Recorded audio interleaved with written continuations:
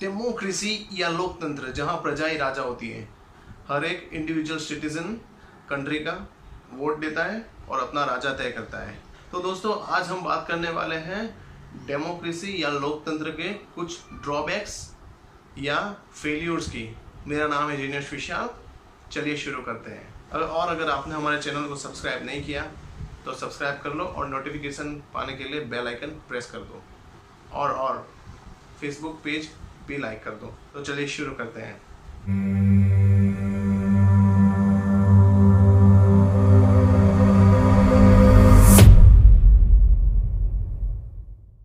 बचपन से जब से मैं स्कूल में था तब से मैं ये जानता हूँ कि लोकतंत्र एक अच्छी चीज़ है जहाँ हर एक नागरिक को अपनी आज़ादी से अपना नेता चुनने का अधिकार है। लेकिन जैसे जैसे मैं बड़ा हुआ और मैं समझदार हुआ, मैं ये जाना कि लोकतंत्र जितना मैं अच्छा जान रहा था उतना अच्छा नहीं है। उसके काफ़ी सारे ड्रॉबैक्स हैं।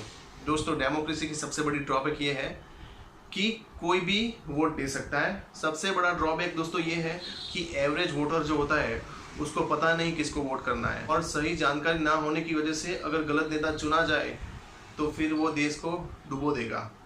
फॉर एग्जाम्पल हम एक ट्रेन का एग्जाम्पल लेंगे। दो कैंडिडेट हैं ट्रेन के ड्राइवर बनने के लिए। पहला बोलेगा मैंने ट्रेन चलाने की पूरी ट्रेनिंग ली है और मैं हर एक गाइडलाइन फॉलो करूँगा गवर्नमेंट की, और सेफ्टी की हर एक गाइडलाइन फॉलो करके ट्रेन चलाऊँगा। दूसरा आदमी बोलेगा मैं आपको सब टिकट फ्री में दूंगा 1 साल तक और प्लस AC कोच की टिकट्स दूंगा। तो अभी हमारी जो जनता है वो इमोशन में बह जाएगी और वोट उसको देगी जिसने फ्री बोला है। तो अभी वो ये भी नहीं देखेगी कि उसको ट्रेन चलाना आता या नहीं आता, और ऐसे के हाथ में ट्रेन पकड़ा देगी। फिर बाद में क्या होगा, ट्रेन पटरी से उतर जाएगी और तड़ाम।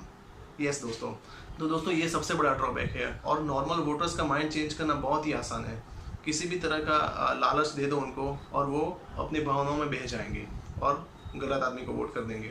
डेमोक्रेसी में दोस्तों 4-5 साल में गवर्नमेंट बदल जाती है, और अगर कोई मेजर चेंज अगर कंट्री में लाना हो तो या फिर कोई मेजर प्रॉब्लम सॉल्व करनी हो तो कंट्री वाइज उसको मिनिमम 15 से 20 साल लगते हैं। तो फिर अगर कोई पार्टी कोई प्रॉब्लम अगर लेगी अपने हाथ में सॉल्व करने के लिए, लेकिन जब तक वो प्रॉब्लम सॉल्व करेगी उसका कार्यकाल समाप्त हो चुका होगा और दूसरी कोई गवर्नमेंट आएगी, वो अभी उस पर ध्यान नहीं देगी, वो अपने फंडे लाएगी।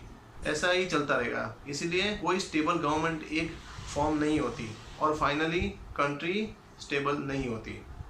दोस्तों आप चाइना और इंडिया का एग्जांपल ले सकते हैं। चाइना में डिक्टेटरशिप है और इंडिया में डेमोक्रेसी है। मैं डिक्टेटरशिप का सपोर्ट नहीं करता, लेकिन और चाइना को भी मैं उतना पसंद नहीं करता। फिर भी चाइना इंडिया से बहुत ज़्यादा आगे बढ़ रहा है और ऑलरेडी बढ़ चुका है, क्योंकि चाइना में एक स्टेबल गवर्नमेंट है। दोस्तों गवर्नमेंट चलाने के लिए काफ़ी एक्सपीरियंस की ज़रूरत होती है। गवर्नमेंट को काफ़ी सारी चीज़ें देखनी पड़ती है, जैसे होगा economy, finance, GDP, defence, employment. तो उसके लिए काफ़ी एक्सपीरियंस, तजुर्बा और नॉलेज लगता है।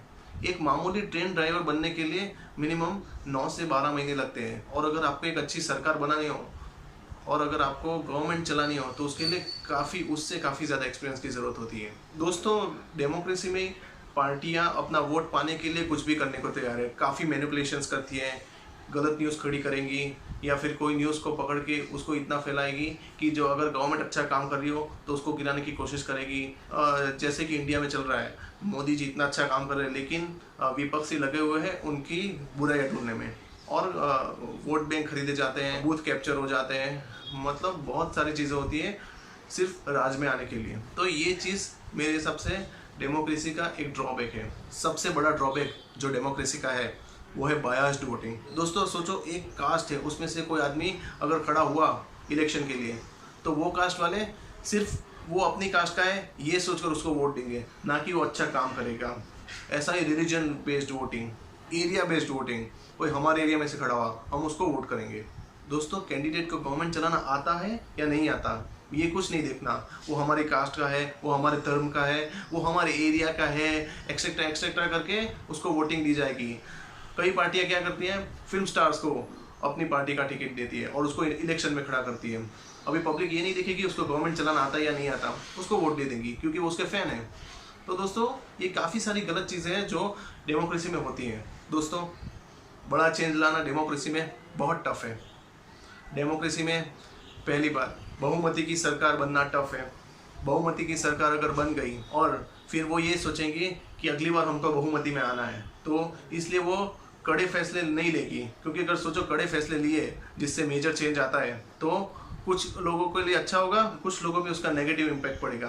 तो अभी ये डर रहेगा कि वो जो ग्रुप है वो फ्यूचर में उनको वोट ना दे, तो मेजर चेंज लाना बहुत मुश्किल है, क्योंकि बहुत सारे ऐसे फैसले हैं जो बहुत सेंसिटिव होते हैं और ऐसे भी बहुत इश्यूज हैं जो ऐसे सेंसिटिव होते हैं कि आप अपना वोट बैंक खो सकते हो या पूरी तरह नेक्स्ट टाइम हार सकते हो। तो इसीलिए मेजर चेंज लाने के लिए एक बहुत ही स्ट्रॉन्ग गवर्नमेंट की ज़रूरत होती है, जो डेमोक्रेसी में बहुत मुश्किल है। जैसे आप देख सकते हो मोदी सरकार अपनी वोट बैंक की परवाह किए बिना ऐसे मेजर चेंजेस ला रही है जिससे अपनी कंट्री बदल रही है। तो इतने सालों बाद एक अच्छी गवर्नमेंट हमारे कंट्री इंडिया को मिली है, पर ये बहुत ही मुश्किल है। Divide and rule.